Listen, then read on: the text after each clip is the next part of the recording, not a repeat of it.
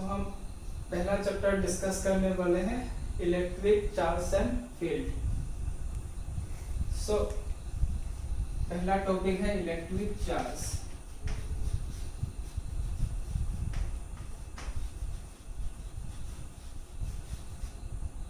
Electric charge, ठीक है। Electric charge explain करने के लिए मुझे आपको एटम के स्ट्रक्चर एक्सप्लेन करना होगा। पूरा यूनिवर्स एटम से मिलकर बना होता है। एटम में क्या होता है, ये न्यूक्लियस होता है, इसमें पॉजिटिव चार्ज होता है यानी कि प्रोटॉन्स, और इसकी चारों तरफ ऐसे ऑर्बिट होता है, इनमें इलेक्ट्रॉन घूमते रहते हैं, इलेक्ट्रॉन घूमते रहते हैं, इलेक्ट्रॉन्स।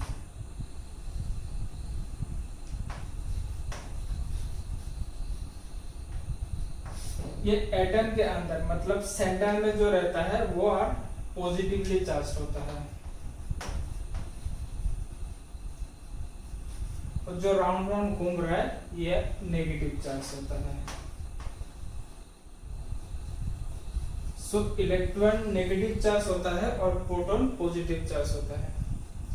एटम दो चीज से लेकर बना है, एक है इलेक्ट्रॉन, एक है प्रोटॉन, और इसको हम न्यूक्लियस भी बोल सकते हैं।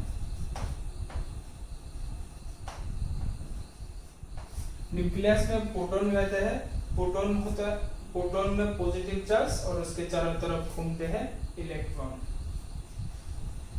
सो चार्ज की यूनिट होता है कूलम।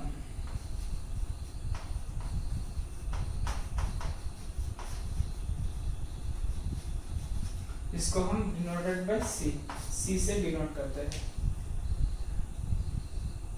अब एक इलेक्ट्रॉन पे जो चार्ज होता है 1.6 into 10⁻⁻19 कूलम, और ये नेगेटिव होता है, और एक प्रोटॉन पे पॉजिटिव 1.6 into 10⁻⁻19 कूलम। एक इलेक्ट्रॉन पे इतना चार्ज रहता है और एक प्रोटॉन पे इतना चार्ज रहता है। किसी भी एटम में प्रोटॉन्स और इलेक्ट्रॉन्स बिल्कुल बराबर रहता है। That's why these things is neutral. जितने नंबर ऑफ प्रोटॉन है उतने नंबर ऑफ न्यूट्रॉन इलेक्ट्रॉन भी है। Number of proton and number of electron are same. That's why the atom are neutral. अब चार्ज की कुछ प्रॉपर्टीज करेंगे हम।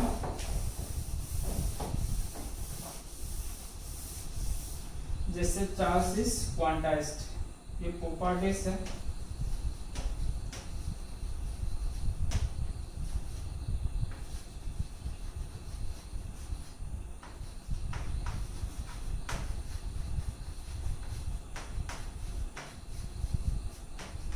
जैसे charge is quantised, charge is quantised.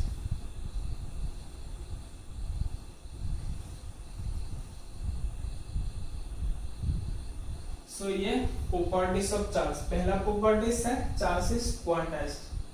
So smallest charge exist करता है किस पे, इलेक्ट्रॉन पे।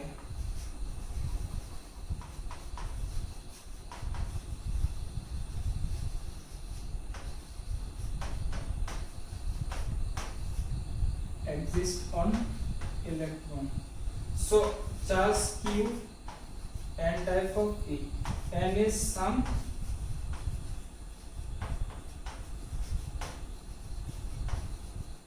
और E की वैल्यू कितना है 1.6 into 10⁻⁻,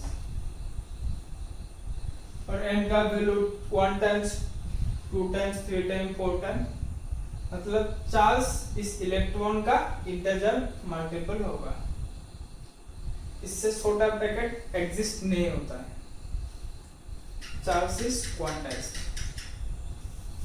नेक्स्ट होता है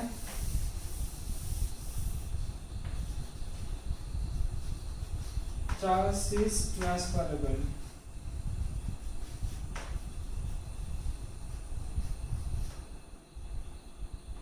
यानी चार्ज को ट्रांसफर किया जाता है एक प्लेस से दूसरे प्लेस पे, एक जगह से और जगह।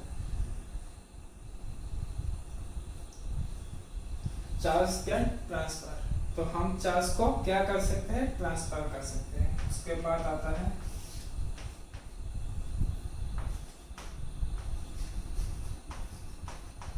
Charge is associated with, charge बिना मास के नहीं रह सकता एंड मास बिना चार्ज के नहीं रह सकता। क्लियर? अगर आप कह रहे हो कि ये मास है, इस पे चार्ज 0 है, वहां पे कुछ पॉजिटिव चार्ज है, कुछ नेगेटिव चार्ज है जो मिलके 0 होता है।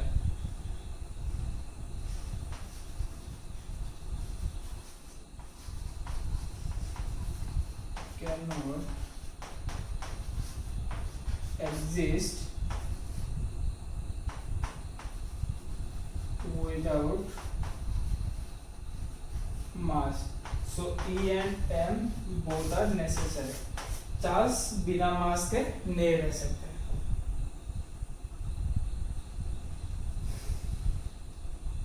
Charge is quantized, charge is transferable, charge is associated with mass, charge is scalar।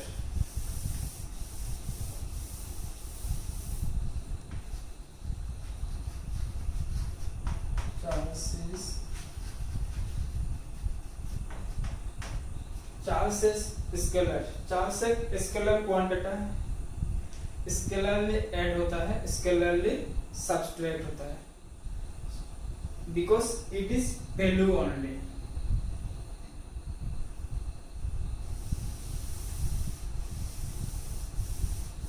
Charge से मिलकर जो मटेरियल बनता है, मटेरियल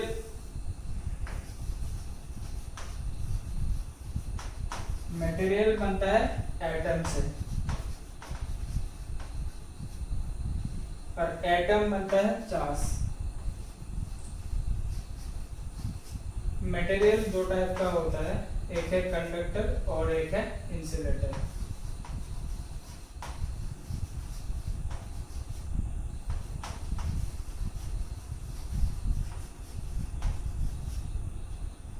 चार्ज के और एक प्रॉपर्टी है,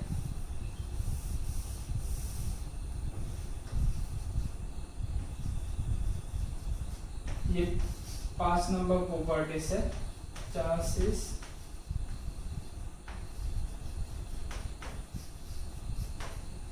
is conserve, charge can neither be created nor be destroyed. ना तो हम चार्ज को क्रिएट कर सकते हैं, ना तो डिस्ट्रॉय कर सकते हैं।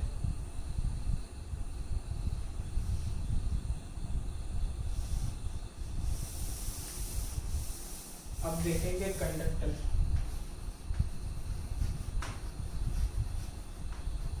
कंडक्टर वो मटेरियल होता है इन which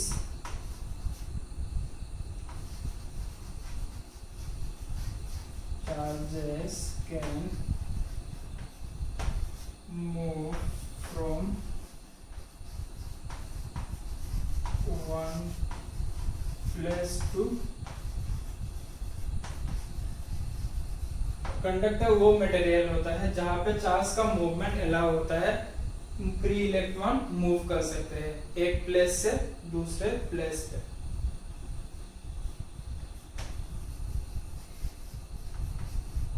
इंसुलेटर, इंसुलेटर वो मटेरियल होता है इन विच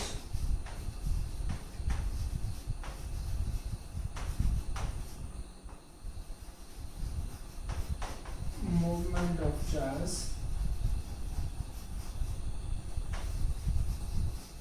are not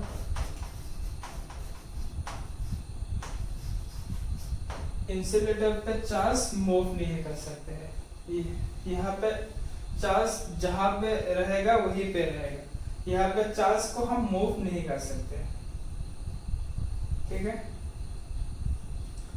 insulator at which movement of charge are not allowed. Next point होता है charging.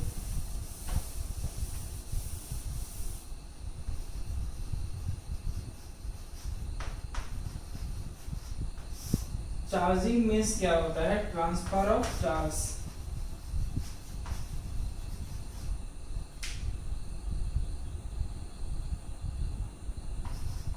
Transfer of charge from one body to another.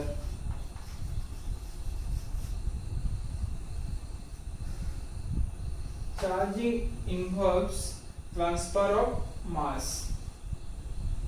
Charging involves transfer of mass. इसका meaning ये है, charging अगर आप करोगे एक बॉडी से उस इलेक्ट्रॉन निकाल के दूसरे बॉडी पे ट्रांसफर करोगे तो एक बॉडी में क्या होगा? नेगेटिव चार्ज की कमी आ जाएगी, दूसरी बॉडी पे नेगेटिव चार्ज एक्सेस होता है. तो यहाँ पे इस प्रोसेस को हमको क्या बोलते हैं? चार्जिंग बोलते हैं.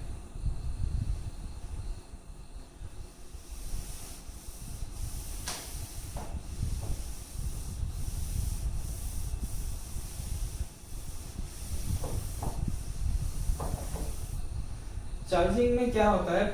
या प्रोटॉन ट्रांसफर होंगे और इलेक्ट्रॉन ट्रांसफर होंगे विथ मास.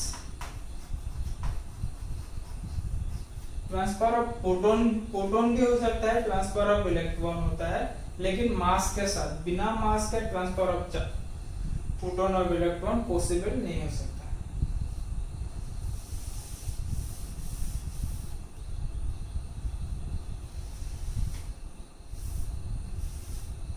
तो हमको चार्ज एक प्लेस से दूसरे प्लेस पे ट्रांसफर करना चाहते हैं तो उसके साथ मास को भी ट्रांसफर कर सकते हैं. बिना मास के हम चार्ज ट्रांसफर नहीं कर सकते हैं. तो हम डिस्कस करेंगे process of charging.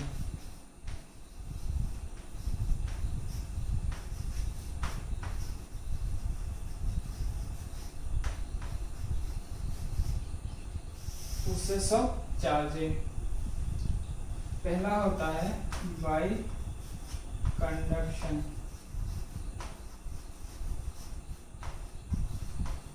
By conduction का मीनिंग होता है, अगर आपके पास ये एक बॉडी है, इसमें कोई चार्ज नहीं है, और इसके कांटेक्ट में आप यहाँ पे दूसरे बॉडी लेते हैं, यहाँ पे पॉजिटिव चार्ज होता है. अभी इनका कनेक्शन नहीं है, यहाँ पे एक डिस्टेंस है. ये बॉडी भी, ये बॉडी है. अभी जब ये दोनों बॉडी एक दूसरे को टच करेंगे तो पॉजिटिव चार्ज सब में डिस्ट्रीब्यूट हो जाएगा. पॉजिटिव चार्ज यहाँ से यहाँ ट्रांसफर हो जाएंगे.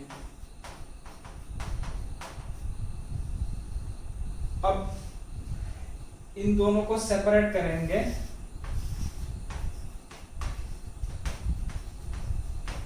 इसके चार्ज यहीं पे रह जाएंगे और इसके चार्ज यहीं पे रह जाएंगे.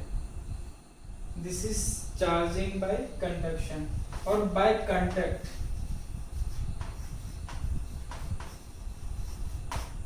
और by contact. Charging by conduction और बाय कांटेक्ट. और इसके लिए बॉडी का कंडक्टर होना जरूरी है. दोनों बॉडी अगर कंडक्टर नहीं होगा तो चार्ज मूविंग प्रोसेस कंप्लीट नहीं होगा.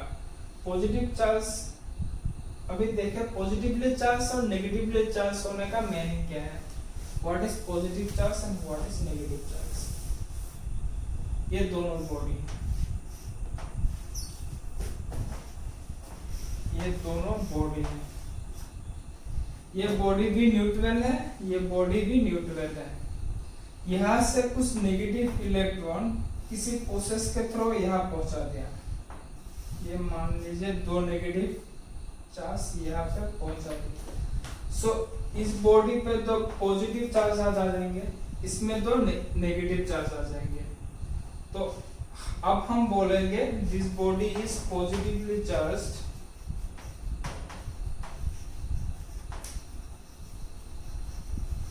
और इस बॉडी को हम बोलेंगे negatively charged.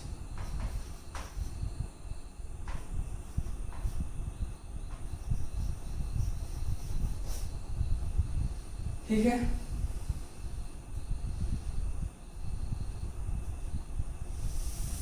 second process is charging by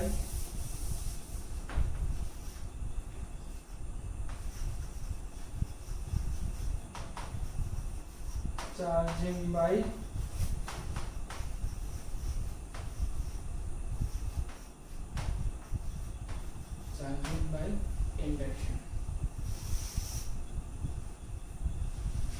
तो अब देखिए ये क्या है, इंडक्शन अपने आप में एक प्रोसेस है, इसमें बॉडी को कांटेक्ट में लाने की जरूरत नहीं है। फॉर एग्जांपल मान लीजिए ये एक बॉडी है, ये एक न्यूट्रल बॉडी है ए, ये कंडक्टिंग बॉडी भी है और हम चाहते हैं कि ये बॉडी पॉजिटिवली चार्ज, हम इस बॉडी को क्या पॉजिटिवली चार्ज करेंगे।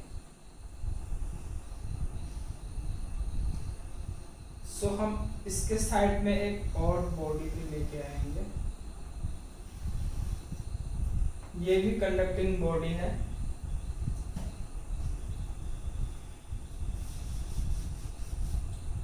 इसके कांटेक्ट में हम लेके आया दूसरे बॉडी। ठीक है,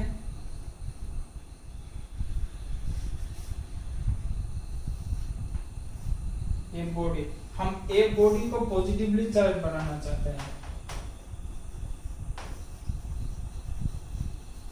हमारा उद्देश्य है ये बॉडी को पॉजिटिवली चार्ज बनाना।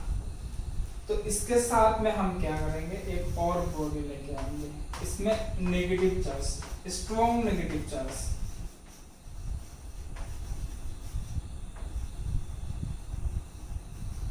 इस नेगेटिव चार्ज के वजह से क्या होगा, इस बॉडी में एग्जिस्ट करने वाले और इस बॉडी में एग्जिस्ट करने वाले जितना भी पॉजिटिव चार्ज है वो यहाँ पे आ जाएंगे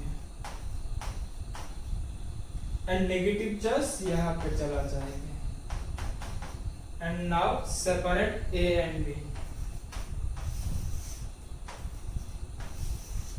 ये बॉडी ए, ये बॉडी पॉजिटिवली चार्ज और ये body negatively charge.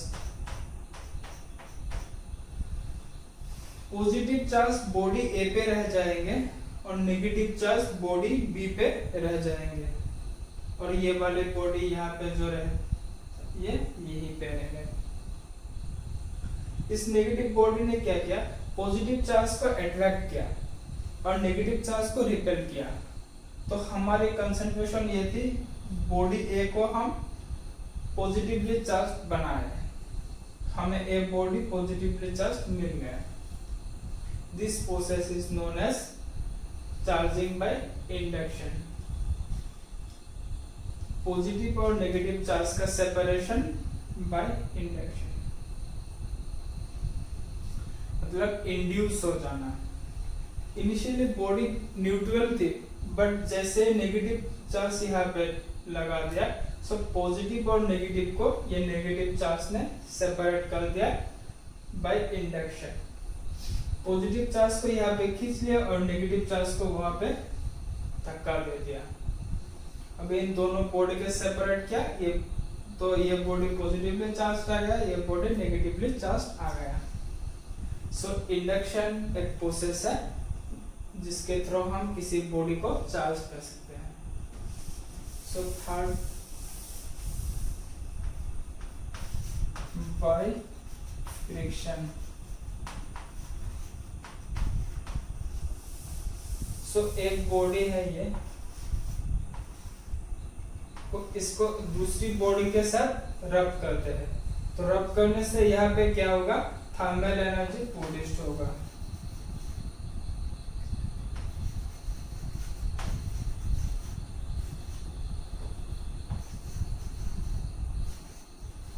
Outer circuit उस इलेक्ट्रॉन टूट के लूजली बाउंड होता है। Outer shell electron are loosely bound. So क्या होता है, यहाँ पे नेगेटिव चार्ज आ जाता है, यहाँ पे positive charge. Outer shell electron detach from parent atom and transfer to the another atom. यानी कि यहाँ से लूजली बाउंड इलेक्ट्रॉन ट्रांसफर होके यहाँ चला जाता है और यहाँ पे ये पॉजिटिवली चार्ज होता है। आपको ये रबिंग करने के बाद सेपरेट कर दो, पॉजिटिव चार्ज यहाँ पे रह जाएगा, नेगेटिव चार्ज यहाँ पे रह जाएगा। इस मटेरियल में नेगेटिव इलेक्ट्रॉन आ जाते हैं तो नेगेटिवली चार्ज होता है, इस मटेरियल पे प्रोटॉन आ जाता है तो पॉजिटिवली चार्ज होता है। ये हुआ फ्रिक्शन के वजह से, वो रबिंग के वजह से। सो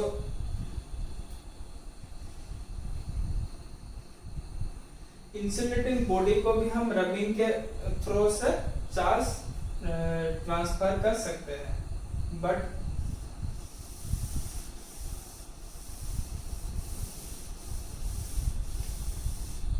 अब हम पढ़ेंगे Coulomb's law.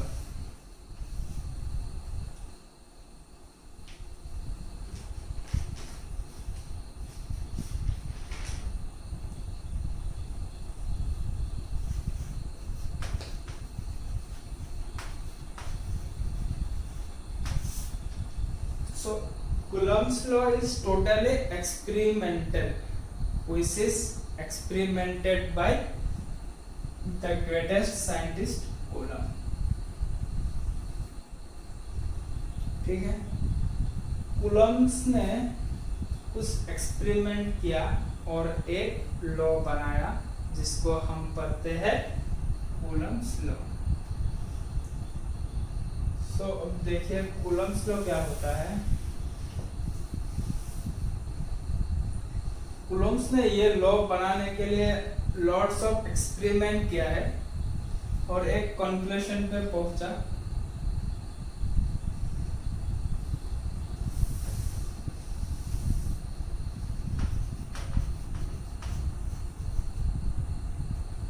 After some experiment direct लिख देता हूं।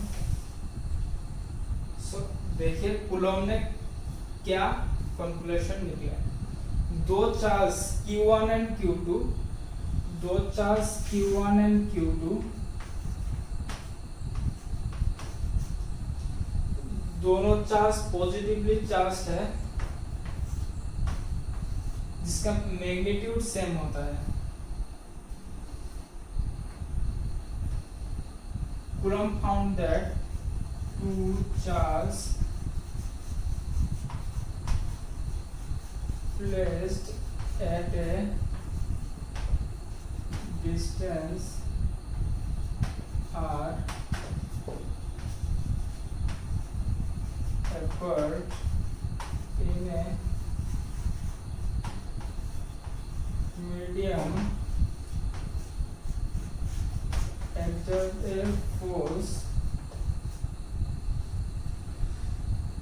a force on each other and the value of this force is F equal to K Q1 Q2 by R square। सो एक चार्ज यहाँ पे Q1 और एक चार्ज Q2 दोनों positively charge, इसका मैग्नीट्यूड सेम है, दोनों का डिस्टेंस है R। Q1 यहाँ फोर्स अप्लाई करेगा, Q2 यहाँ पे फोर्स अप्लाई करेगा। इस तरफ Q1 इस तरफ एक फोर्स अप्लाई करेगा F, Q2 एक पॉजिटिव चार्ज ये भी एक फोर्स अप्लाई करेगा F, और एक दोनों एक positively charge so force repel करेगा। के एक कांस्टेंट है। सो ये कूलम्ब्स लॉ k कांस्टेंट है, q1 चार्ज, q2 चार्ज, दोनों का डिस्टेंस r स्क्वायर। अब इसको हम डिटेल्स में एक्सप्लेन करेंगे।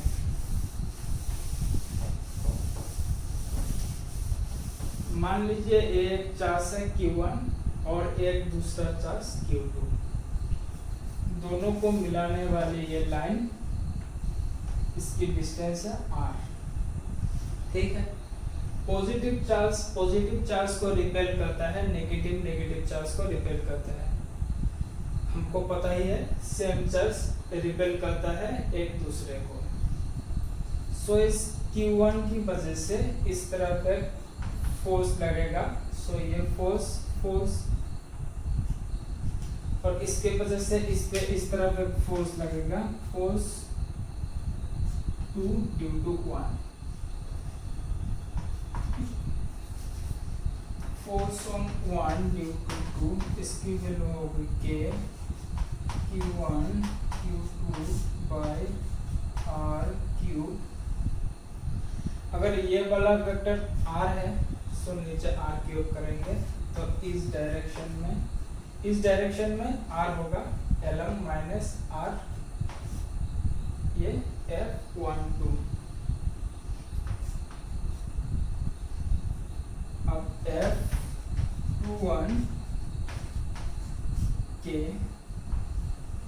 q1 divided by r cube.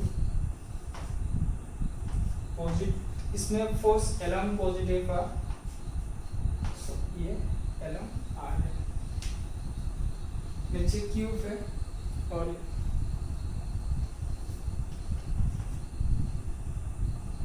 अगर मैं ऐसे लिखूंगा,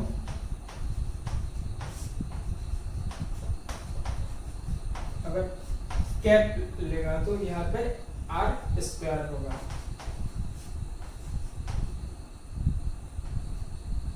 ये नेगेटिव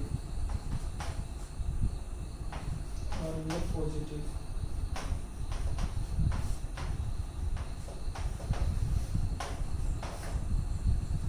सो हम इन दोनों को अगर लिख सकते हैं, ठीक है। अगर मैं F12 को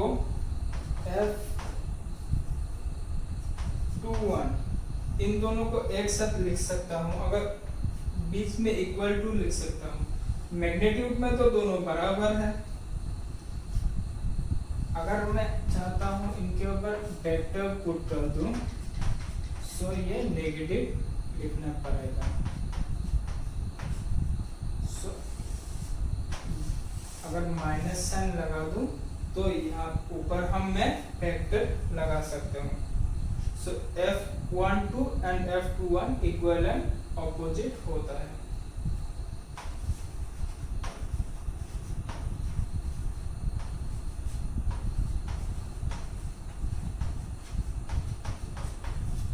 यानी कि जितने ज्यादा डिस्टेंस होगी उतना फोर्स कम होगा, डिस्टेंस कम होने से फोर्स ज्यादा होगा। यही कूलम्ब लॉ है।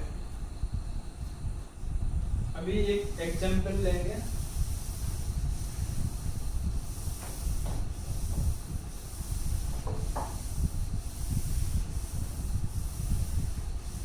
ये जो कांस्टेंट k लिया है, इस कांस्टेंट k का वैल्यू होता है 9 × 10⁹ SI यूनिट। ठीक है, एक एग्जांपल लेते हैं। मान लीजिए ये एक प्रोटॉन है, पॉजिटिवली चार्ज, एंड ये इलेक्ट्रॉन है, नेगेटिवली चार्ज, और इन दोनों का बीच का डिस्टेंस है r।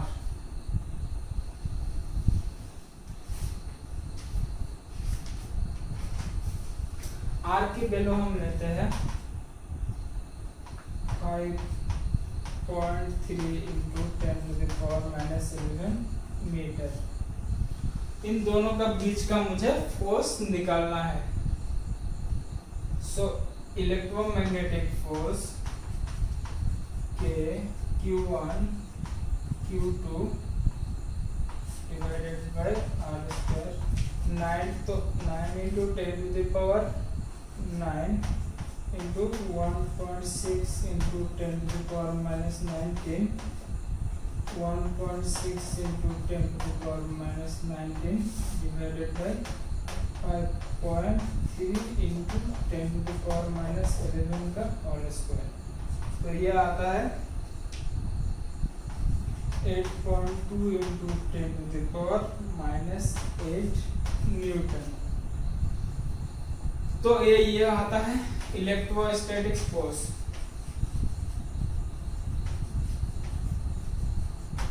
Electrostatic force, this is electrostatic force. अब हम इन दोनों का ग्रेविटेशनल फोर्स निकालेंगे।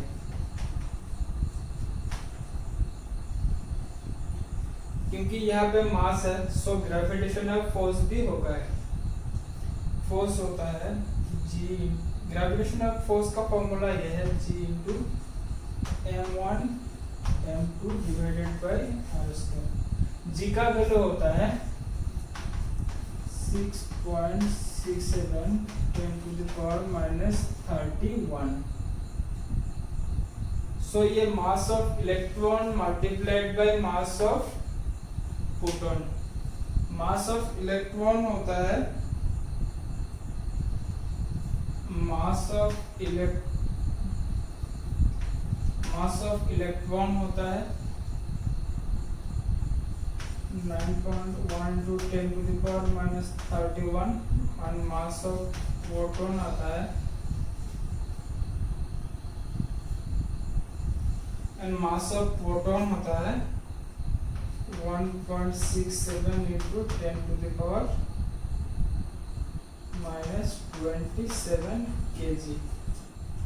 तो अब इन तीनों का वैल्यू अगर r का वैल्यू यहाँ पे r स्क्वायर होगा, r का वैल्यू पुट कर दे तो यहाँ पे आंसर आता है 3.6 into 10 to the power minus 47। 3.6 into 10 to the power minus 47 newton. ठीक है, ये नोट कीजिए। Mass of electron and mass of proton 9 into 9.1 to 10 to the power minus 31। Mass of electron and mass of proton 1.67 into 10 to the power minus 27 kg में आता है। और G जो constant होता है उसका value 6.67 into 10 to the power minus 31।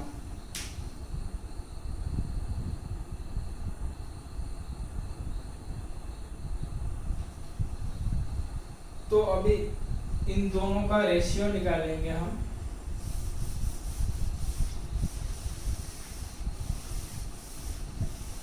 अब दो पार्टिकल के बीच का electrostatic force and gravitational force, Fg gravitational force bye,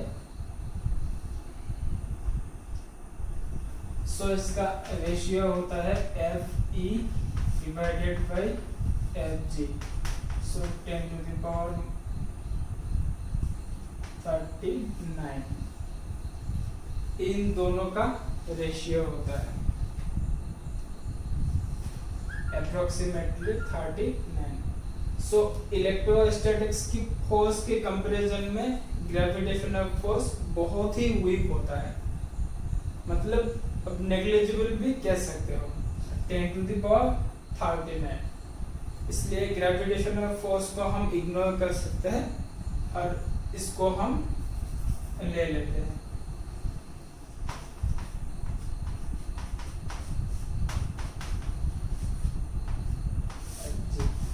electrostatic force stronger than gravitational force. So thank you, next class में मिलेंगे।